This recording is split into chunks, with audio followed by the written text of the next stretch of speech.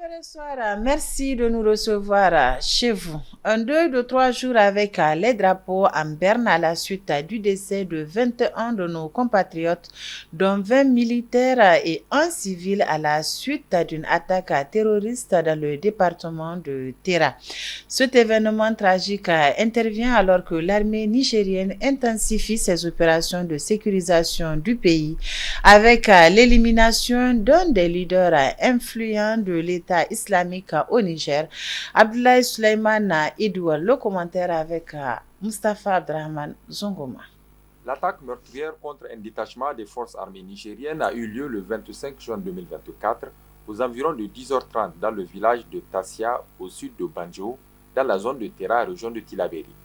Il a occasionné le décès d'une vingtaine de nos vaillants soldats, selon le communiqué du ministère de la Défense nationale, lu sur les antennes de la télévision nationale. Le bilan provisoire s'établit comme suit. Côté amis, 21 martyrs, dont un civil, 9 blessés pris en charge par l'hôpital du district de Gotei et 2 véhicules endommagés. Côté assaillants, ce sont des dizaines de terroristes qui ont été neutralisés et leurs moyens de transport détruits. D'importants moyens aériens et terrestres ont été déployés dans la zone pour la traque et la neutralisation du reste des terroristes. Un deuil national de 3 jours avec mise des drapeaux en berne a été décrété pour compter de ce mercredi 26 juin 2024. Cette attaque d'envergure menée par une coalition de groupes terroristes semble être une réponse à la neutralisation par l'armée nigérienne entre les 21 et 22 juin dernier de Abdoulaye Souleymane Idoual, un des leaders influents de l'État islamique dans l'ouest du Niger, et la mise hors d'état de nuire d'une trentaine de terroristes dans la région de Tillabéri durant la même période. Qu'Allah accueille les âmes des disparus dans son paradis. Tête à tête entre les deux anciens présidents du Bénin, Yahi Boni et Nicéphore Soglo, et le chef de l'État, Abdrahman Tchani, hier mardi 25 juin 2024. Rien n'a donc filtré de cette audience qui a duré 3 heures de temps. Retrouvons Mustafa Zongoma. Arrivés à Niamey, la capitale nigérienne, ce lundi 24 juin 2024, les deux anciens présidents béninois, Yahi Boni et Nicéphore Soglo, ont été reçus par le chef de l'État, président du Conseil national pour la sauvegarde de la patrie CNSP, le général de brigade Abdrahman Tchani, en présence du Premier ministre Ali Maman Lamine Zen et du ministre de l'Intérieur. L'audience aura duré 3 heures de temps, même si aucune information n'a filtré de leur échange. Venus pour contribuer à rétablir les relations cordiales et confraternelles entre le Niger et le Bénin, les deux anciens présidents béninois n'agissent pas officiellement au nom du pouvoir béninois. Selon la radio allemande Deutsche Welle, leur démarche serait initiée de concert avec l'ex-président nigérian Goodluck Jonathan après une conclave qu'ils ont fait sur l'état de la démocratie. Quoi qu'il en soit, cette initiative qui n'a pas encore livré ses conclusions est venue détendre le climat tendu entre les autorités des deux pays qui pourraient se servir de ce canal de communication, quoique indirect, pour renouer le dialogue et dénouer la crise entre les deux pays. Le ministre du Commerce et de l'Industrie a procédé cet après-midi au lancement officiel de l'opération de vente à prix modéré du sac de riz de 25 kg. Cette opération, initiée par les plus hautes autorités du pays, vise à permettre à la population d'accéder à cette denrée à un prix raisonnable. Cette opération se déroulera sur toute l'étendue du territoire national.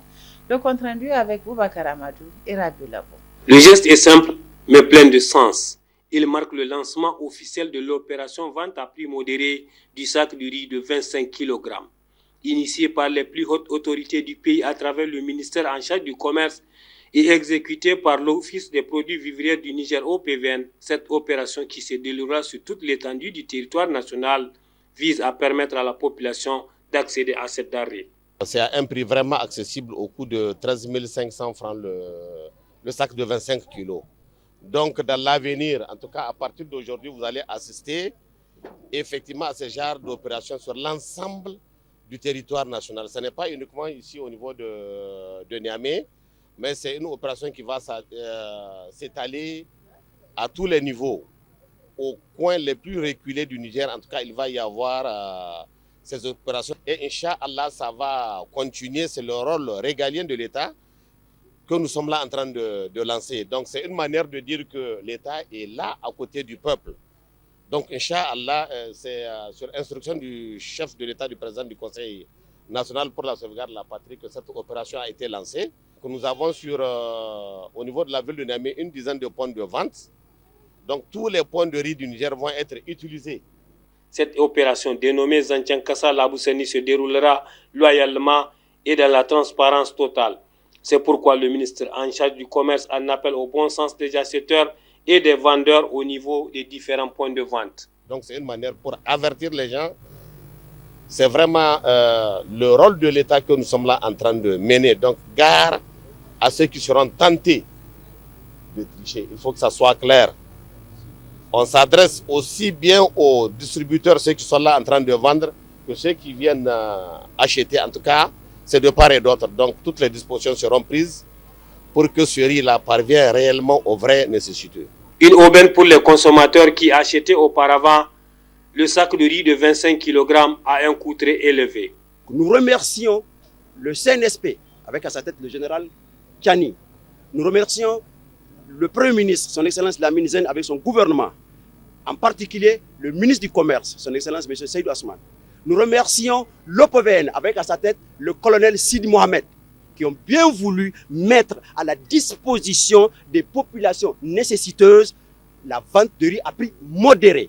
Cette opération se déroule en simultané dans les 10 points de vente de la capitale et dans ceux de l'intérieur du pays. Elle démontre, selon le ministre en charge du Commerce, la volonté et le souci des plus hautes autorités à améliorer les conditions de vie des populations, notamment les plus diminuées, en cette situation que traverse notre pays.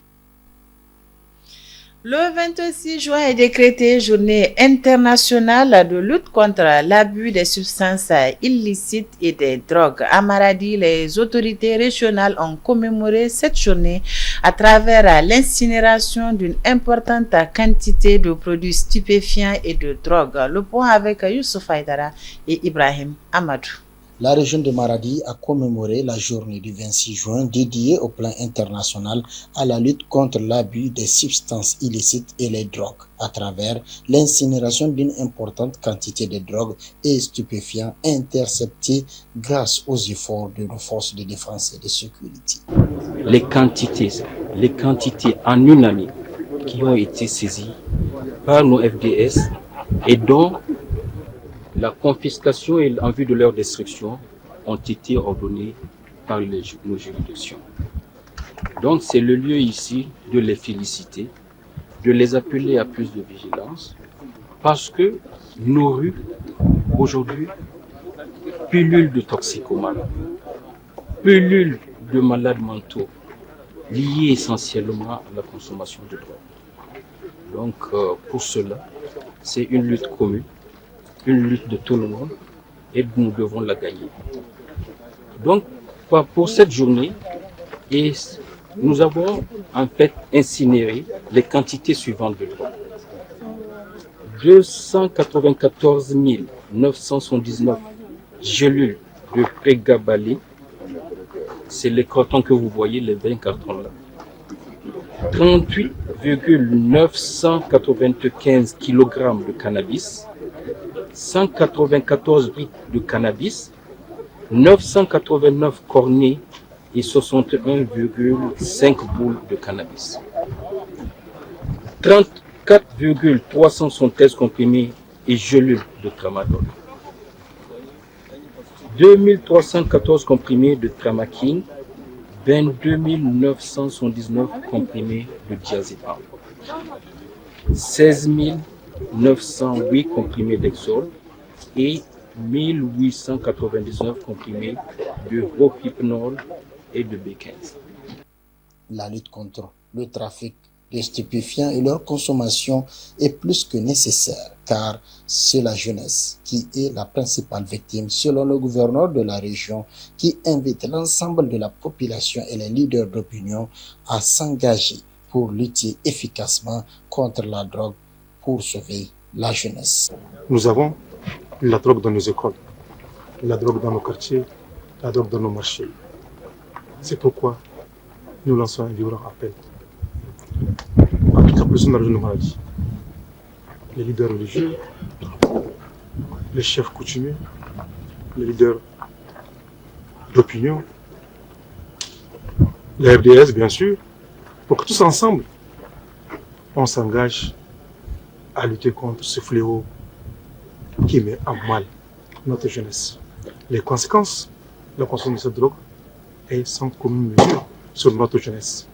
Si nous ne prenons pas garde, nous risquons d'avoir une jeunesse malheureusement détruite par ces produits stupéfiants qui inondent nos rues et nos quartiers. C'est pourquoi nous allons donner une solution très ferme au FDS, afin de renforcer le dispositif de contrôle et de lutte contre les différents trafics, et surtout les trafics de drogue et la consommation de drogue dans nos villes. La journée internationale contre l'abus et le trafic de drogue, célébrée chaque 26 juin, a été instituée par les Nations Unies en conformité à la résolution A-RES-42-112. Et selon l'Office des Nations Unies contre la drogue et le crime, dans son rapport de 2023, souligne qu'en Afrique, 70% des personnes en traitement contre les troubles liés à la consommation de drogue ont moins de 35 ans. Restons à Maradi où le gouverneur de la région a procédé ce matin au lancement des épreuves écrites du certificat d'aptitude professionnelle CAP 2024. 49 candidats sont en lice pour ces épreuves qui dureront 4 jours. Le point avec Suleiman Ousmane et Ibrahim Amadou. C'est à Maradi que les candidats à l'examen du certificat d'aptitude professionnelle CAP Arts et Métiers session de juin 2024 des régions de Difa, Zender et Maradi, au nombre de 49, affrontent les épreuves écrites ce mercredi 26 juin 2024. En lançant cet examen, le gouverneur de la région de Maradi n'a pas manqué de prodiguer des conseils aux différents candidats. Vous avez passé 4 ans de formation. 4 ans, c'est beaucoup. Ça fait 9 mois fois 4. C'est beaucoup pour une vie. Mais c'est rien aussi quand on a de l'ambition. Donc aujourd'hui, c'est l'évaluation. Ne soyez pas stressés. C'est la même chose à Difa, à Zander, et la même chose que vous faisiez tous les jours quand monsieur vient dire aujourd'hui il y a devoir. C'est la même chose. Sauf qu'aujourd'hui, ça va être consacré par un papier qu'on appelle un diplôme. Vous avez cette chance aujourd'hui d'apprendre un métier, d'avoir un diplôme dans ce cadre-là et de pouvoir normalement vous en sortir. Pour cet examen, les candidats feront face à différentes épreuves dans plusieurs matières, selon Mme Hadi Abdoulaye, présidente du jury. Donc nous avons 49 candidats inscrits, dont 29 filles. Donc les candidats vont composer dans les matières d'enseignement général, telles que le français, l'anglais, les maths et l'informatique, et les matières d'enseignement technique. Donc nous avons des matières qui se font à l'écrit et d'autres c'est la pratique. Nous avons le dessin, la batik, le modélage, la danse, le théâtre, la sculpture, la sérigraphie, la calligraphie. Donc, et à l'issue de cet examen, tout candidat qui aura obtenu au moins 10 de moyenne sera déclaré admis. Pour cette année, ils sont au total 7068 candidats au plan national. Les examens du CAP que viennent d'entamer les candidats sanctionnent la fin d'un cycle de formation de 4 ans effectué dans les centres d'enseignement technique. Il sera couronné pour les admis par l'obtention de leur premier diplôme professionnel.